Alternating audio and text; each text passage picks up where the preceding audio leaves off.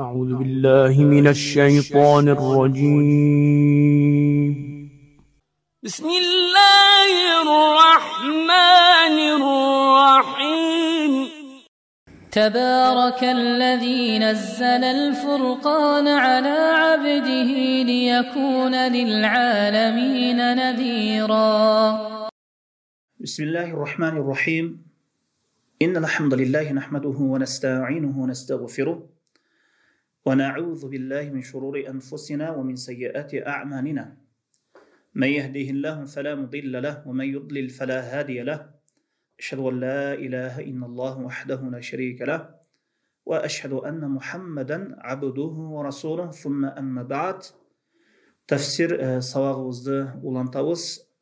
Biz Abasa Suresi'nin tefsirini okup жатқанбыз. Bugünkü okuyup turgan ayatlar Qala Allahu azza ve celle. Allah Teala aytты: Qutilal insanu ma akfara min ayyi şeyin halaqah. Mına şul ayattan ulantıp okuyup ekenbiz. Buga çeyinki ayatlarda Allah Teala Kur'an-ı Kerim'din ötü taza, pakiza, jana Lahul Mahfuzdan düşköndügü, jana ötü tuğra, hidayat, ötü ordu jogorу kitep ekendigin buga çeyinki ayatlarda bayandadı. Jana ошондой эле Kur'an-ı Kerim'din düşүүsü taza, pakiza, perişteler arkulu bolgondugu, jana bolgondo da periştelerdin en ulusu Cebrail aleyhisselam Peygamberimiz sallallahu aleyhi ve sellem'ge Kur'an-ı Kerim'de vahiy arkulu alıp gelgendigin bayanda öttük. Adam balasına berilgen nemat, жақшылықтардан içinen en ulu nemat bul Kur'an-ı Kerim nematı. Kur'an-ı Kerim bul hidayat kitap. Allah Teala aytat: "Zalikel kitabu la raybe fihi min rabbi zalikel kitabu la raybe fihi huden lil muttaqin." Mana şol Kur'an-ı Kerim'de hiçbir şek kümön yok. Al takva adamlar üçün hidayat deydi. Takva insan gana Allah Teala'dan korkkan, Allah kaytargan nerseden kaytkan, buyurgan nerseni atkargan insan gana Kur'an-ı Kerim'den özüne bir nasihat, osiyat alat. Mına şol adamlar üçün, takva adamlar üçün Kur'an-ı Kerim hidayat bolat eken. Emi insan şol Kur'an'a kapır bolobu. İnsanға Allah Teala çeksiz nematlar bergen bolsa, çeksiz öte köp жақшылықтар kılgan bolsa, insan balası Allah Teala'ga kapırlık menen жооп берүүsü bul öte bir nankörlüktün, жақшылыкты bilbegендиктин öte bir jogorku çekten çıkkan bir darajası bolup sanalat. Kebir adamlar aytышат, Kur'an bul Araptarga түшкөн, Araptardan özün bir madaniyatı, Kur'an bul Araptarga taandık dep. Bul tуура эмес. Kur'an-ı Kerim жалпы adam balası üçün kelgen kitap. Жалпы adam balasın kutkarуу üçün kelgen kitap.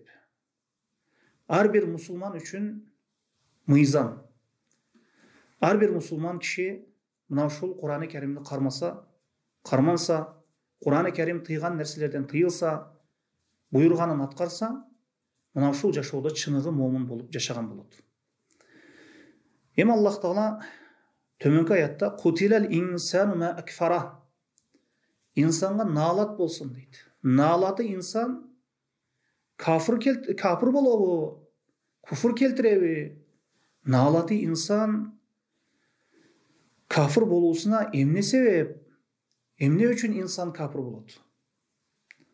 Mına qutilal insan, qutila sözü uşul Kur'an-ı Kerim'de koldanılsa nalat manisinde koldanılады. Kээ бир тафсир алымдардын айтуусу боюнча кутилал инсану ма акфара. Налаты инсан капыр болобу эми дейт. Мына ушунча неиматты көрүп, мына ушунчалык жакшылыктарды көрүп, инсан Раббисине эми капыр болобу дейт. İnsan balasına öte көп nemat жакшылыктар берилген. Бирок адамдардын көпчүлүгү келген пайгамбарларга, Аллах Тааладан келген хидayatка капырлык менен жооп беришкен. Мына ошондуктан кыямат күнү дагы тозокко адамдардан эң көбү кирет экен. Мына хадисте келет, 1000 кишиден бир эле киши бейишке кирсе, 999 адам тозокко кирет экен. Аллах Таала өзү сактасын. Мына ошондуктан инсан көпчүлүк учурда Аллахтын берген неимат жакшылыктарына капырлык менен жооп берет. Ошондуктан Аллах Таала бул аятта айтып жатат: "Кутилал инсану ма акфара." Налаты инсан капыр болобу? Капыр болобу? Капыр эмне үчүн капыр болот бул налаты инсан дейт.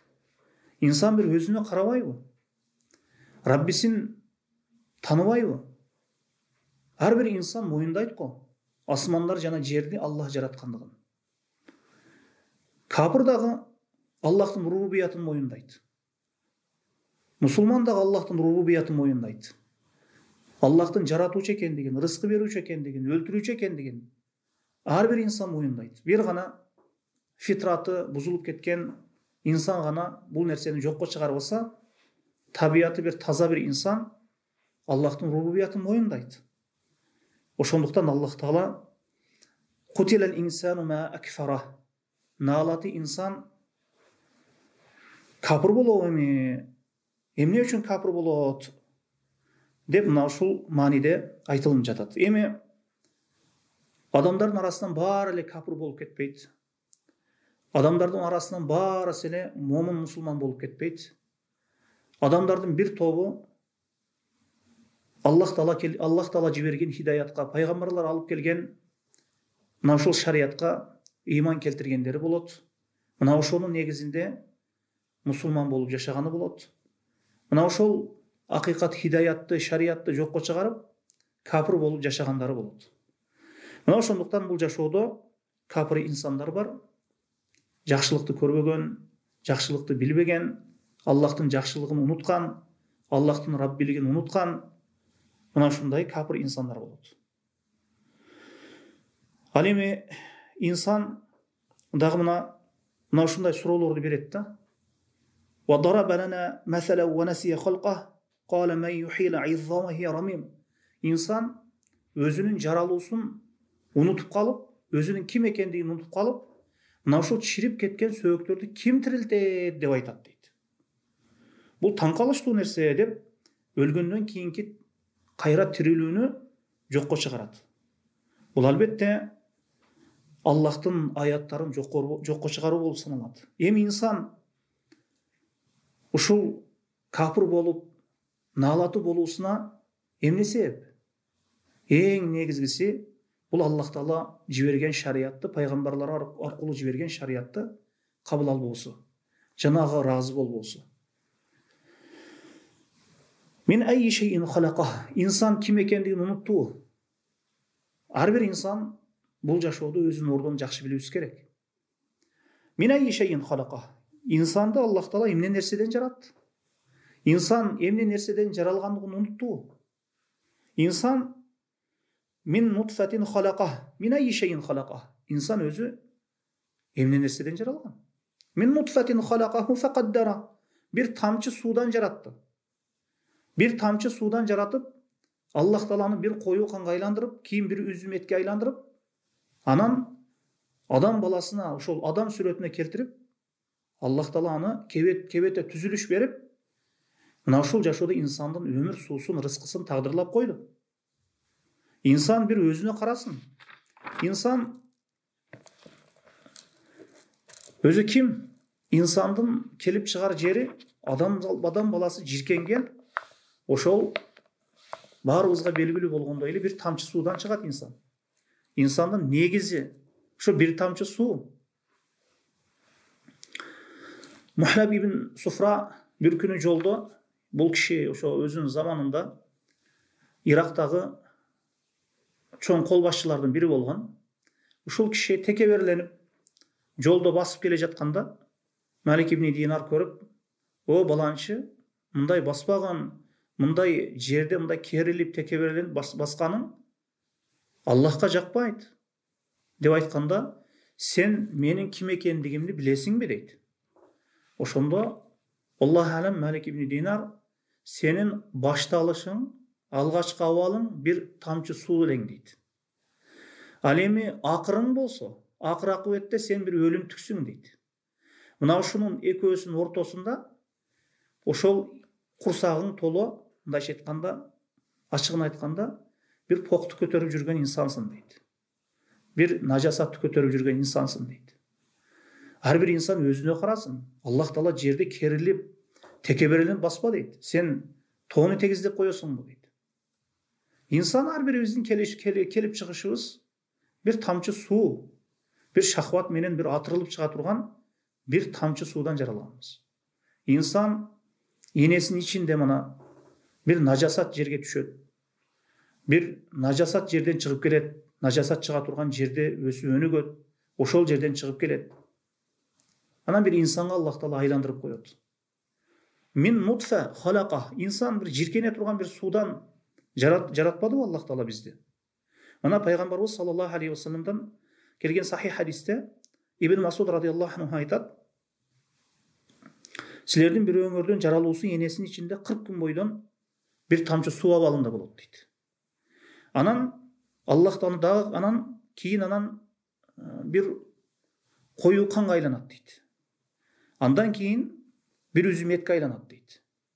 Андан кийин Аллах Таала 120 күндөн кийин Аллах алам анан периште жиберилет, ага рух үйлөйт, анан 4 сөздү жазууга буйрулат ошол периште. Биринчиси рызкысы. Ар бир инсандын рызкысы энесинин курсагында жазылып өткөн.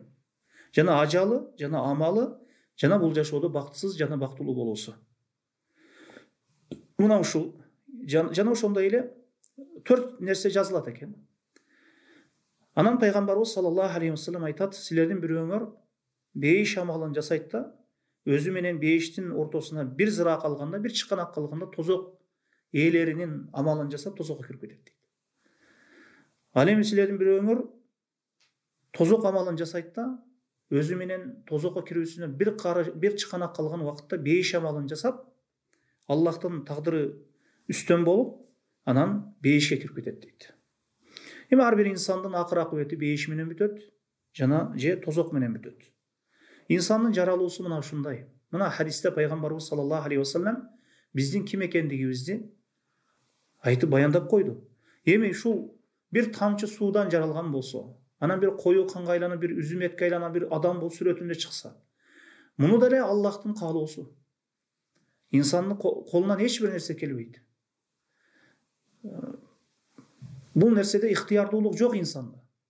Мисалы үчүн эч ким, мисалы үчүн аял кишинин боюнда боло турган болсо, эч ким же атасы айта албайт, же туугандары айта албайт, бала болсун деп, же кыз болсун деп эч ким айта албайт.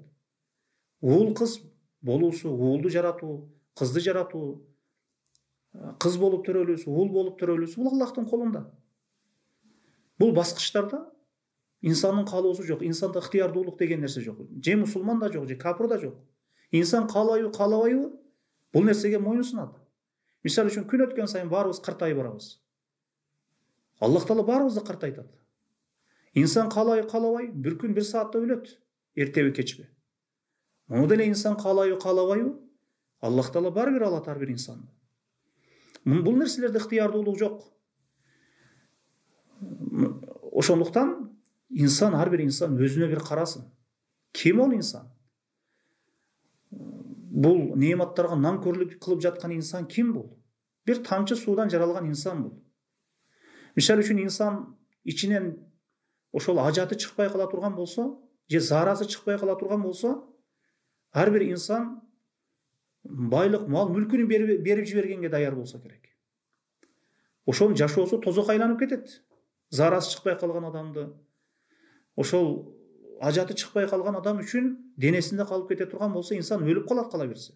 Жашоосу тозокко айланып кетет. Оор абалга түшүп калса да аны шланга менен чыгарышат барбыр. Зарасыны, инсанды. Мына ошондуктан инсанга берилген неимат. Эми күн сайын инсандын ажаты эсен аман чыгып турабы? Саламат чыгып турабы? Бул өтө бир чоң бир неимат. Эми мин нутфатин халакаху фақаддара. Аллах Таала тагдырлап койду. Инсандын ажал, рызкысыны, баарысыны тагдырлап койду. Жана ошондой эле инсанды өтө жакшы келбет түзүлүштө жаратты. Инсанды сулуу бир сүрөттө, жакшы бир келбет түзүлүштө жаратты. Андан кийин сумма сабила яссара. Кийин инсандын төрөлүүсүн жеңил кылып койду. Мына инсан төрөлгөн кезде жеңил эле төрөлөт. Энесинин ичинен жеңил түрдө бир чыгып келет. Дагы бир мунун тафсири ва хадайнаху наҗдайн, инсан баласына хидаятты жеңил кылып койду дейт Аллах Таала. Инсан азыр хидаят өтө бир жеңил. Каалаганыңча мына интернетке кирип бир эле кнопканы бассаң, бар нерсе, бар сабактар чыгып келет. Инсан хидаятты издеймин десе табат. Азыр бар нерсе даяр болуп, инсандын оозуна салып коюлган. Ошондуктан кыямат күнү Аллах Таала эч бир инсанды азаптабайт, ага бир далил жетпеген болсо. Далил жеткен ар бир инсанга азыркы кезде. Мына ар бирибиздин чөнтөгүбүздө турат, телефонубузда канча маалыматтар, канча хадистер, канча сабактар турат. Күн сайын сабак кылабыз, сабак угабыз. Мына ушунун баарысы далил. Сумма сабила яссара. Мына инсанга инсанын төрөлүүсү, ошо энесинин төрөөсүн Аллах Таала жеңил кылып койду. Жана ошондой эле инсан төрөлгөндөн кийин энесинин эмчегин издей баштайт. Мисалы үчүн бала төрөлүшү менен эмчекти издей баштайт. Аны тарбиялап, ошол нерсеге, ошол жолго салып койгон ким? Аллах. Ошол нерсени жеңилдетип койгон Аллах. Эми инсан бул жашоодо эле жашай береби? Төөлүк жашайбы? Жок. Инсан белгилүү бир убакыттан кийин кетет. Мына бул жашообуз 15 күндүк айдай. Мына инсан бул жашоодо ай сыяктуу. 15 күн, 15 күн. Мына бир ай сыяктуу. Ай чыккан убакытта кичирейип, анан чоңоюп барат. Анан кайра кичирейип, ай жоголуп кетет. Бир айлык ай, бир ай жаңы баштала турган болсо, бир ай чыга турган болсо, ал ай не башында кичирейип, анан чоңоюп барат. Андан кийин не кайра чоңоюп барган ай кайра кичирейип, анан бир ай жоголуп кетет. Инсан жашоосу деле мына ушул 15 күндүк ай сыяктуу. Кийин Аллах Таала инсанды бул жашоого дагы түбөлүк койбойт. Инсан каалайбы, каалабайбы, өлүм акыйкат. Өлүм акыйкат. Бул нерсе акыйкат. Мына сумма сабила яссара сумма аматаху фаакбара. Бул нерсе инсандын каалоосундагы нерсе эмес. Сумма аматаху фаакбара. Кийин Аллах Таала аны өлтүрөт. Фаакбара. Кийин адамдар аны кабырга коёт. Кабырга кирет. Мына адам өлө турган болсо, адамдардын өзүнүн жүрөгүнө мына Аллах Таала илхам салып койгон да. Ошол адамды көмгөнгө шашышат. Эгер инсанды көмбөсө, ал сасып кетет, жыттанып кетет. Сумма аматаху. Кийин Аллах Таала аны өлтүрөт. Анын жанын алат. Бул акыйкат. Бул да инсандын каалоосундагы нерсе эмес. Эч ким 100 жыл жашаймын, же 120 киремин, же 60 жыл жашаймын деп эч ким өзүнө бир ишенимдүү бир сөз менен айта албайт. Аллах Таалага канча өмүр берген? Бул Аллахтын колунда ар бир инсандын өмүрү. Ажалы. Фаакбара. Инсан кабырга кирет. Кабырга киргенде мына акырет босогосу, мына кабырга киргенде инсандын кыяматы башталды. Эсеп кысабы башталды. Инсан Аллах Таала тууралуу суралат, пайгамбары тууралуу суралат, жана дини тууралуу суралат. Сумма иза ша'a шара. Кийин анан Аллах Таала аны каалаган убакытта тирилтип алат, кыяматка кайтарат. Инсан ошол бул жашоодо машакат тартып, бул жашоонун рахат жыргалын көрсүн, машакатын көрсүн, баары бир Аллахтын алдына кайтып барат. Эми кыямат сумма иза ша'a шара. Кийин Аллах Таала тирилтип алат. Кайра өзүнө келтирип алат. Мына пайгамбарыбыз саллаллаху алейхи ва саллям хадисинде айтат: инсан өлгөндөн кийин бар нерсеси чирип кетет. Инсан өлсө бир өлүмтүккө айланат. Өлгөндөн кийин денеси бир керексиз бир өлүмтүккө айланат. Бир гана ошо ажбу занаб ошол деп коет. Мына ошол чычаңы чирибейт. Мына ошол жерден анан Аллах Таала кыямат күнү бардык инсан баласын тиритип алат. Келла лемма яқди ма амара. Жок, мына инсан бу Аллах Таала буйрган парыздарды аткарбай турган болду дейт. Инсан баласынын напси дайыма инсанды жамандыкка буйрат. Аллах Таала буйрган нерселерди аткаргысы келбейт. Тургусу келбейт. Ошол ибадаттарда тургусу келбейт. Ибадаттарды аткаргысы келбейт. Дагы бир мааниси, эми Аллах Таала адамдарды али бери тирилте элек. Ошол кайра тирилүү ишин али аткара элек Аллах Таала. Хасан аль-Басри рахимахулла бир кишини көрдү, кабырдын башында турган экен. Ошондо бул жакының болобу деди. Ооба, жакының болот деди эле. Аламдан өтүп кетти деп түкүндөй сөздөрдү сүйлөгөн кезде бул жакының эми өтүп кетти. Эми сенчи мындай мындайча айтканда мүмкүнчүлүк жок, эми ибадат кылуу мүмкүнчүлүктөрү токтоду. Эми сенде ибадат кылуу мүмкүнчүлүгү бар. Сен али бул жерге жетип келе элексиң деп мына ушундай насаат берип, осуят берип айткан экен. Келла лемма яқди ма амара фалянзуру л-инсан иля таами. Инсан өзүнүн бир тамак ашына карабайбы дейт. Тамагына карабайбы дейт. Инсан баласына Аллах Таала түрдүү тамактарды мына мөмө жемиштерди берген. Фалянзуру л-инсан иля таами. Күнүмдүк жеген тамактарына карабайбы? Мунун баарысы Аллах Тааладан келип жатат. Инсанга рызкы берүүчү Аллахтын мара рубубия сыпаты, рызкы берүүчү. Ошол айванаттарга дагы, айвандарга дагы, адам баласына дагы, жиндерге дагы бардык махлуктарга рызкысын үзгүлтүксүз берип турган бул Аллах. Мына ошондуктан инсан бир тамагына караса деле, ошол нерсе Аллах Тааладан келип жаткандыгын түшүнүп жетет. Анна сабабна ал-ма'a sabba. Чында биз асмандан суу түшүрдүк дейт. Ошол булуттардан суу түшүрдүк. Суу бул өтө бир чоң бир немат. Эгер Аллах Таала ошол сууну кетирип кое турган болсо, ким сууну алып келип берет? Ким жерден булактарды, дарыяларды агызып чыгарып берет? Бул адам баласынын колунан келбейт. Анна сабабна ал-ма'a sabba. Биз асмандан сууну түшүрдүк. Мына агызып койдук. Үстүңөрдөн куюп койдук сууну. Инсан суусуз жашай албайт. Суу өтө кымбат нерсе экендиги мына азыр түшүнүп жетип атабыз. Мына кээ бир сууга жетпеген адамдар суунун өтө бир чоң бир немат экендигин билет. Айтып коюшат го, суу бул жашоо деп. Суу бул өмүр деп. Сумма шакакна ал-арда шакка. Ошол асмандан түшкөн сууну мына жерге сиңгенден кийин биз жерден жарып чыгарып бердик. Дарыяларды чыгарып бердик, деңиздерди чыгарып бердик, булактарды чыгарып бердик.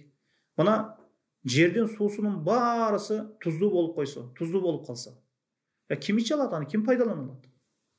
Аллах Таала белгилүү бир суу өлчөмүн мына бул дүйнөдө туздуу кылып койду. Кээ бирин мына ичүүгө жарактуу кылып, тузсуз мындайча айтканда ичүүгө жарактуу даамдуу кылып койду. Мунун баарысы Аллах Тааладан. Сумма шакакна ал-арда шакка фаанбатна фиха хабба. Мына асмандан суу түшүрүп, мына силерге жерден түрдүү өсүмдүктөрдү, дандуу өсүмдүктөрдү чыгарып койдук дейт. Мына будай инсандын күнүмдүк жашоосу үчүн керек. Ва айнаба ва кадба, жана жүзүмдөрдү, жана жашылчаларды. Ва айнаб мына жүзүм.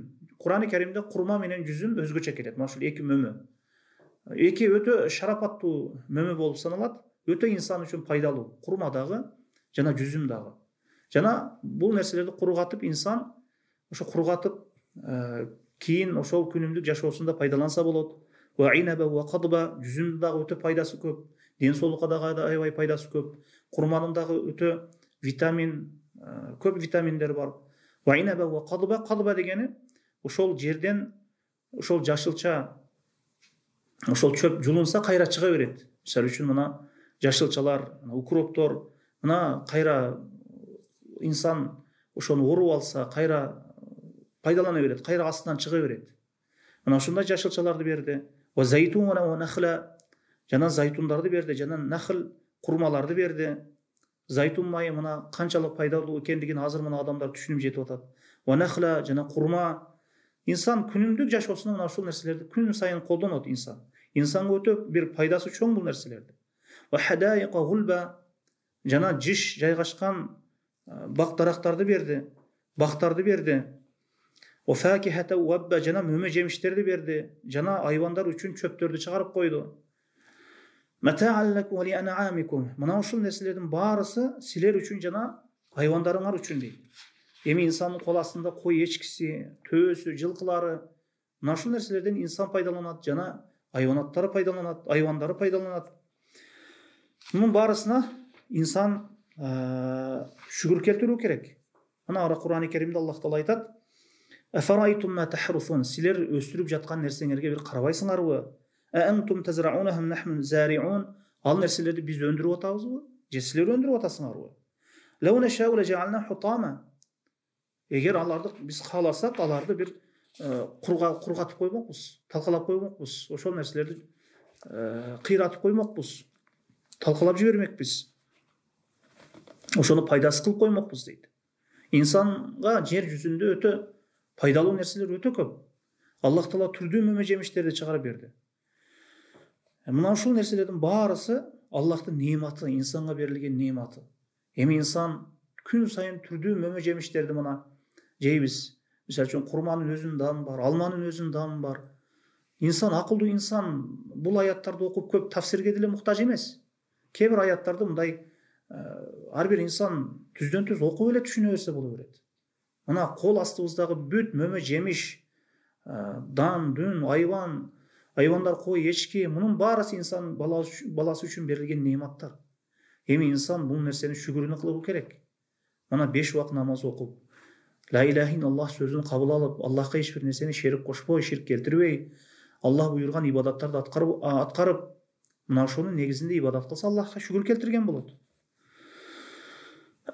Мына ушул Аллах Таала инсанга берилген неаматтарды баяндагандан кийин инсан баласы баары бир бул жашоодо түбөлүк эмес, бул дүйнө түбөлүк эмес, баары бир инсан дүйнөдө көп неаматтар менен неаматталып, ошол дүйнө неаматтарын пайдаланып, анан амал кылып, акырет коргону болгон мына дүйнөнү таштап, мына инсан эртең не айдаган болсо ошол нерсесин жыйнап алат. Не эккен болсоң, не тиккен болсоң, эртеңки күн ошону уруп аласың дейт го. Бүгүн не айдасак, жакшылыктын уругун айдаган болсок, ошол нерсенин жакшылыгын кыяматта баарыбыз жыйнап алабыз. Эгер инсан жамандык айдаган болсо, жамандык тиккен болсо, жамандык калтырган болсо, ошол нерсесин баары бир кыяматта акыретте көрөт ошол нерсени. Мына Аллах Таала инсандын абалы жана инсанга берилген инсандын абалы, инсан кайсыл жактан чыгып келгендиги, инсан эмнеден жаралгандыгын баяндады. Жана бул дүйнөдө жашап инсан түбөлүктүү эмес экендигин баары бир Аллах Тааланын алдына барарын кийинки аяттарда Аллах Таала баяндап берет. Мына ушул кыскасы. Субханакаллахумма хамдика ашхаду ан ла илаха илля анта астагфирука ва атубу илейк. Аллаху а'лам бис-саваб.